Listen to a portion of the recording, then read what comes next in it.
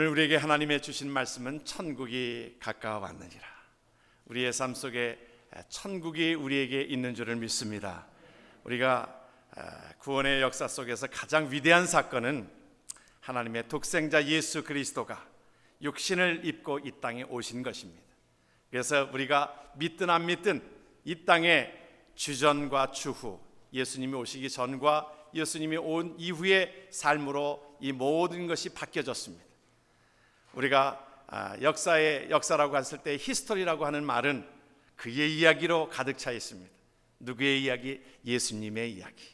예수님의 이야기로 우리의 모든 이 세계 속에 예수님이 주인이 되신 것을 우리는 기억하게 되어집니다. 그 일에 세례 요한이 하나님 앞에 부름받아서 하나님의 나라를 선포하고 있습니다. 예수님 오실 것을 예비하고 있습니다.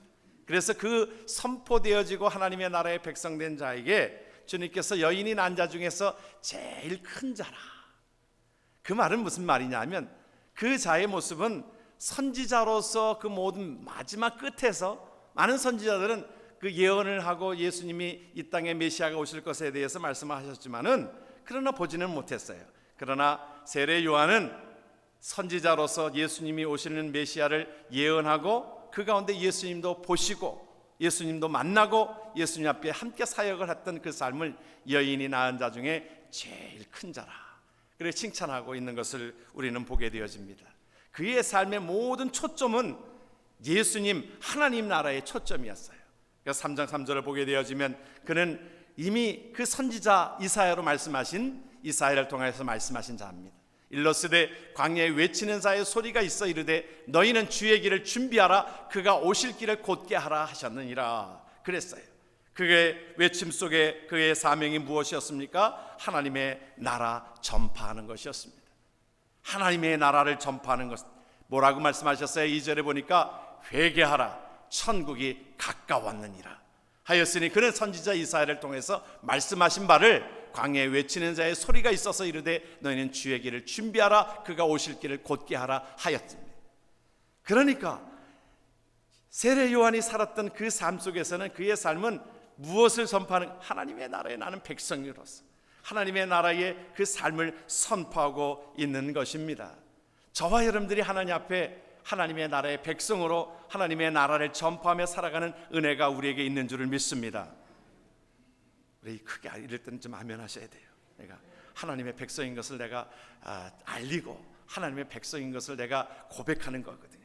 나는 이 땅에 살아가지만 하나님의 백성입니다. 하나님의 백성을 선포하며 살아가는 그런 자입니다. 그런 은혜가 저와 여러분들 속에 있기를 주의 이름으로 축원합니다. 우리가 현재의 지금 우리의 어떤 스테이터스, 그러니까 지금 현재 위치를 우리가 분명히 알고 살아가야 될 것입니다. 그래야 이 땅에 살아가면서도 기쁨이 있고 소망이 있고 비전이 있습니다. 그것이 저와 여러분 속에 있는 것이죠.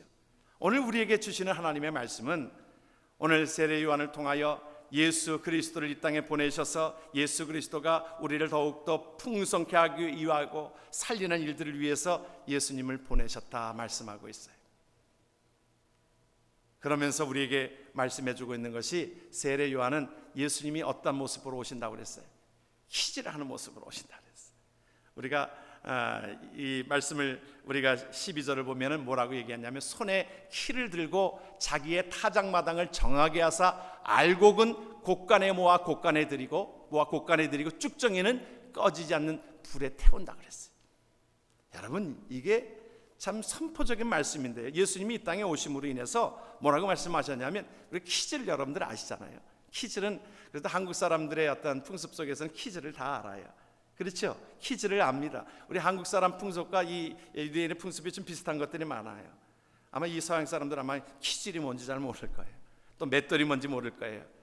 믹서기죠. 근데 그 키질을 할 때에 여러분들 아시잖아요. 키질을 하면 그것도 키질을 잘하는 사람이 합니다. 그렇지 않은 사람은요, 이 키질을 할 때에 이게 잘못해가지고 그냥 알곡이 다 바깥으로 나갑니다.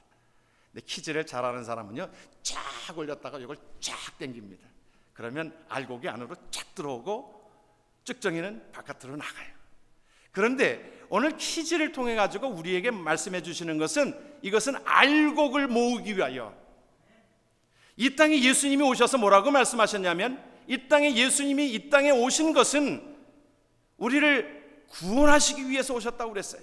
내 말을 듣고 나 보내시는 이를 믿는 자는 영생을 얻었고 심판에 이르지 아니하나니 사망에서 생명으로 옮겼느니라. 예수님이 이 땅에 오신 것은 무엇입니까? 심판하려 하심이 아니라 이미 우리를 구원받게 하기 위하여, 알곡되게 하기 위하여, 우리에게 생명 주시기 위하여 우리에게 주신 줄 믿으시길 주의 이름으로 축원합니다.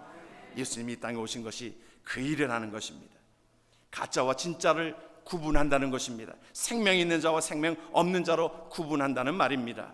그 가운데 저와 여러분들을 하나님께서 예수 그리스도를 믿음으로 영접함으로 하나님의 나라의 백성된 자들이 우리가 기쁨으로 살아갈 수 있는 은혜가 우리에게 있는 줄을 믿습니다.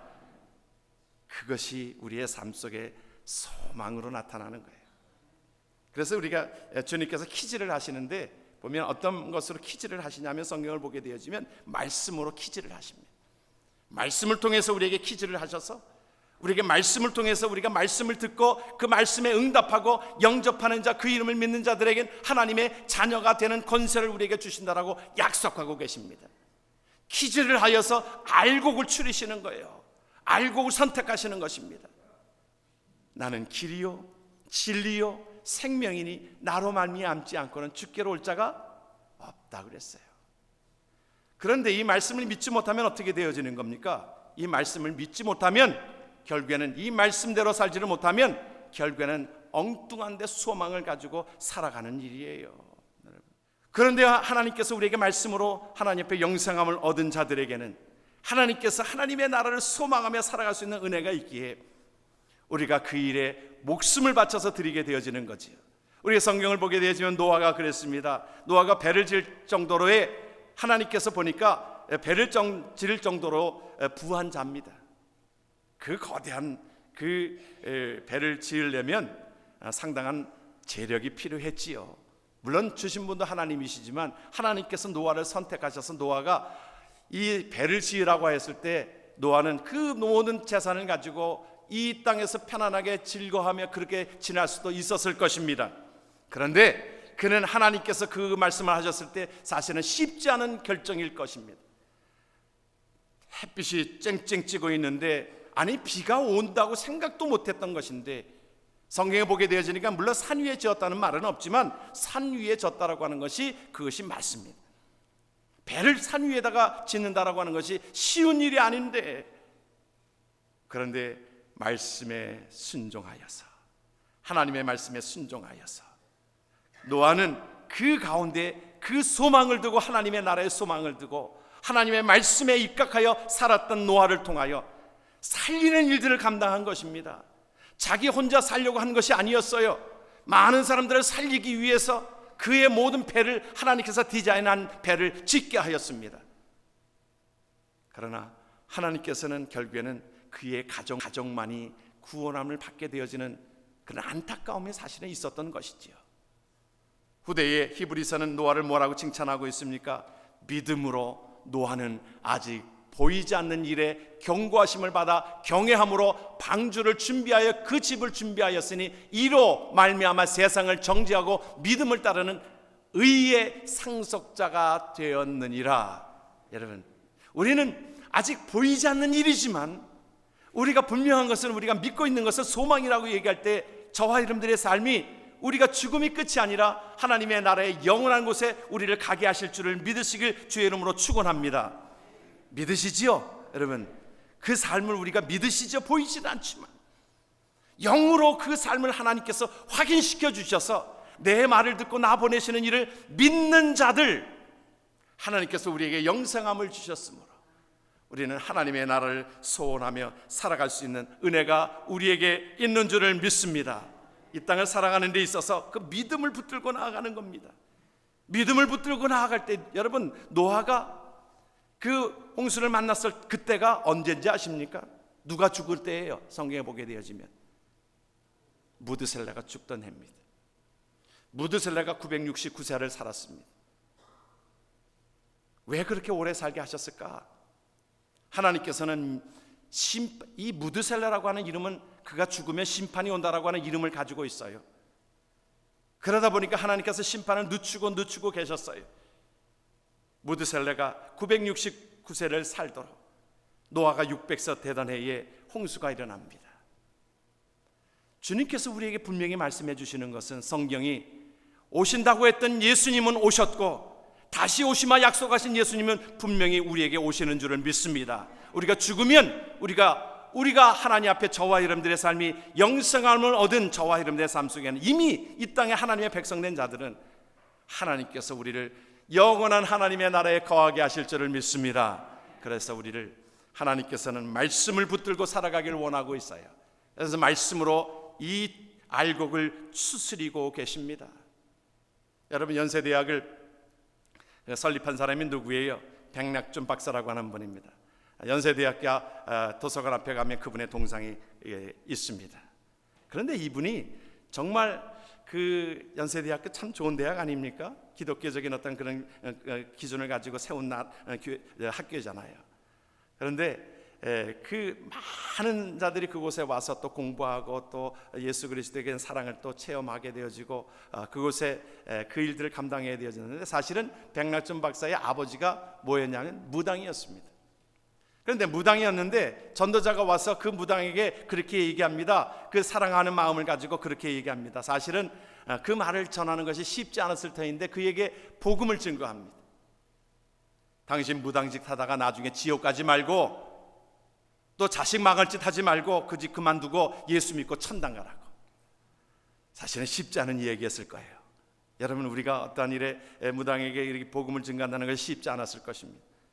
그런데 그 말이 하나님의 음성으로 그에게 들렸어요. 그 아버지가 그 밤에 잠을 이룰 수가 없는 겁니다. 잠을 자려고 해도 그 말이 계속적으로 예수 믿고 천국 가라고, 자식 망할 짓 하지 말라고 하는 말이 계속적으로 그에게 들렸어요.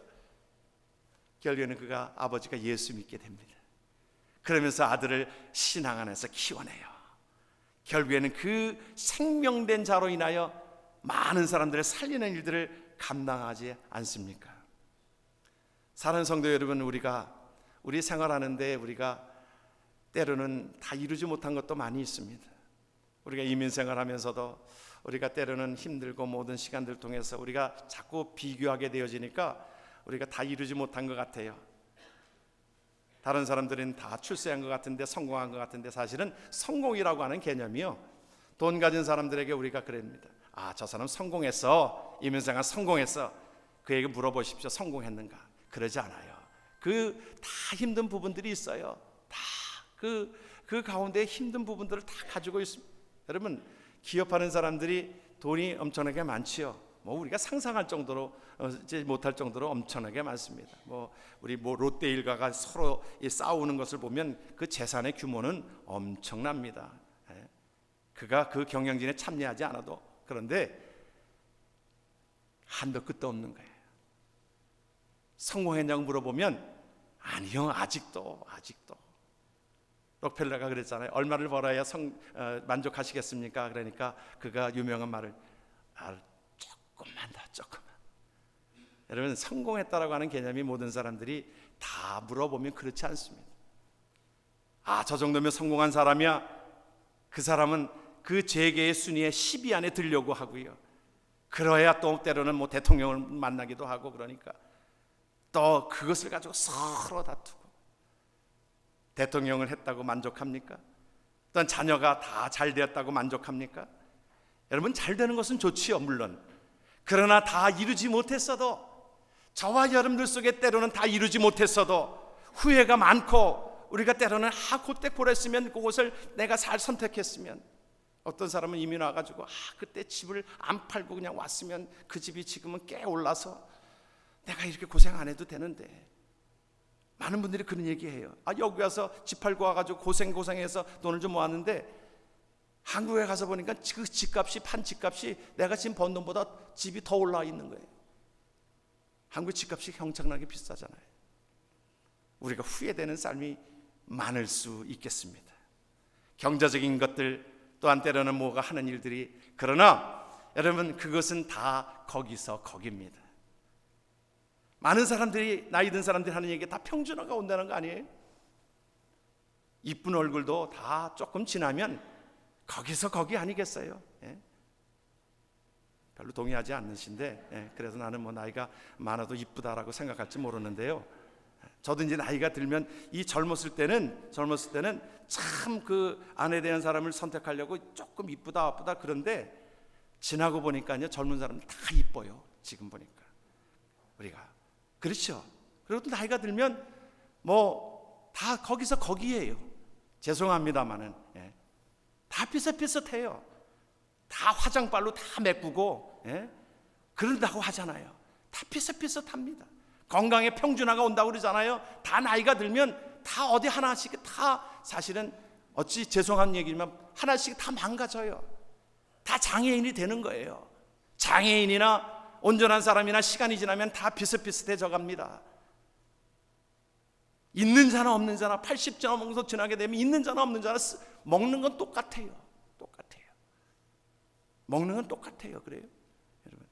젊을 때는 그래도 한 4끼씩 먹다가도요, 나중에 나이가 들면 4끼를 어떻게 먹습니까? 3끼 먹는 것도 힘들어가지고 요즘에는 잘 안 먹는 게 또 웰빙이래요. 또 아직 저는 그 말을 이해를 못하는데 안 먹는 게 웰빙이래요. 뭐 다이어트 하려고 애를 쓰잖아요. 안 먹으려고 그냥 하루에 2끼 정도 먹으려고. 점점 먹는 것들도 그러하고 평준화가 되어 오잖아요. 그런데 여러분, 그것은 우리에게 때로는 있든 없든 거기서 거길 것입니다만은 우리에게 가장 잘했다기보다도 하나님께서 우리에게 축복해 주신 것은 말씀을 통하여 예수 그리스도를 영접하고 하나님의 자녀된 것이 우리에게 큰 성공의 삶인 줄 믿으시길 주의 이름으로 축원합니다. 우리는 말씀에 응답한 거예요. 하나님께서 퀴즈를 하시는 말씀으로 응답한 것에 주 예수를 그리스도를 믿으라, 그리하면 너와 내 집이 구원을 얻으리라. 영접하는 자, 그 이름을 믿는 자들에게는 하나님의 자녀가 되는 권세를 주셨으니, 우리에게 천국 키를 열게 하셨으니, 베드로에게 주신 그 키를 우리에게도 받게 하셨으니, 우리가 하나님 앞에 키를 우리가 받은 자입니다. 하나님의 나라의 키를 받은 자인 줄 믿으시길 주의 이름으로 축원합니다. 키가 없으면 들어갈 수가 없어요. 그런데 우리에게 말씀으로 우리를 믿게 하셔서, 그러므로 저와 여러분들의 삶이 예수 그리스도를 믿는 것이 우리에게 성공적인 삶이요 복된 삶이요 가장 큰 것을 얻은 자인 줄 믿으시길 주의 이름으로 축원합니다. 하나님께서 또한 예수님은 이 땅에 퀴즈를 하러 오셨는데 무엇으로 퀴즈를 하는지 아십니까? 어떤 사건을 통해서, 환경을 통해서 우리에게 퀴즈를 하십니다. 우리가 어떤 일이 일어납니다. 일어날 때 하나님께서는 그것을 통해서 우리가 알곡되게 하기를 원하시는 거예요. 우리가 말씀을 보았습니다만 요한복음 21장에서도 보게 되어지면 그가 한 마리도 낚지 못했던 것도 하나님께서 그 사건을 통해서 하나님께로 오게 하시려는 하나님의 계획이 있었지요. 여러분, 하나님을 믿는 가운데 때로는 사업이 안 되고 때로는 어려움이 있고 고난이 있고 그러하다 하더라도 그것을 통하여 하나님을 발견하게 되어지면 그것이 놀라운 축복의 말씀인 것을 믿으시길 주의 이름으로 축원합니다. 퀴즈를 할 때 알곡도 이것이 올라갔다 내려올 때 꽤 아플 거예요. 욥이 많이 아픔을 당했습니다. 그런데 그 후에 그가 그렇게 고백합니다. 너무너무 힘든 시간들을 보내었지만 내가 그전에는 주님을 귀로 듣는 것 같았는데 이제는 주님을 보는 듯이 확실합니다. 여러분, 우리가 믿음이라고 하는 것이 때로는 단련을 통해서, 훈련을 통해서 우리가 나타나게 되어지기 때문에 하나님께서 이 사건을 통해서, 환경을 통해서, 우리의 사업을 통하여 우리에게 하나님께로 가까이 오게 하시려는 하나님의 은혜가 있는 줄을 믿습니다. 탕자에게 있어서 탕자가 그 돈을 가지고 나가서 흥청망청 쓴 돈을 쓰고 그랬을 때 잘 됐다고 생각해 보십시오. 그것이 축복입니까? 축복이 아닌 거예요. 다 잃어버렸어요. 다 잃어버리고 먹을 것조차도 너무 궁핍해서 생각이 뭐예요? 아버지께로 돌아가자. 탕자에게 잘한 것이 뭐예요? 아버지께로 돌아가자. 이 결단입니다. 탕자에게 있어서는 다른 것보다도 아버지께로 돌아가자. 저와 여러분들의 삶 속에 어떤 고난과 힘든 모든 사건들이 올지라도 그 가운데서 하나님의 사랑을 깨닫고 하나님께로 돌아가자, 아버지께로 돌아가자, 그 마음이 일게 되어지는 것이 하나님의 축복인 줄 믿으시길 바랍니다. 하나님께서는 때는 따라서요, 풍랑을 통해서도, 지진을 통해서도, 자연을 통해서 하나님께서 말씀해 주시는 그 은혜가 있어요. 여러분, 자연재해를, 여러분 요나가 다시스로 갔을 때 그 풍랑이 일었던 것은 누가 하게 하신 것입니까? 하나님이 하게 하신 것입니다. 대풍이 불었다라고 성경이 말하고 있는데 그것도 하나님이 하신 거예요. 우리가 때로는 미국 땅에 때로는 하나님의 뜻대로 가지 않고 그럴 때마다 하나님께서 때로는 자연을 통해서 말씀해 주시는 하나님의 음성을 들을 수 있어야 합니다. 그것을 통하여 하나님께로 돌아와야 된다라고 하는 것입니다.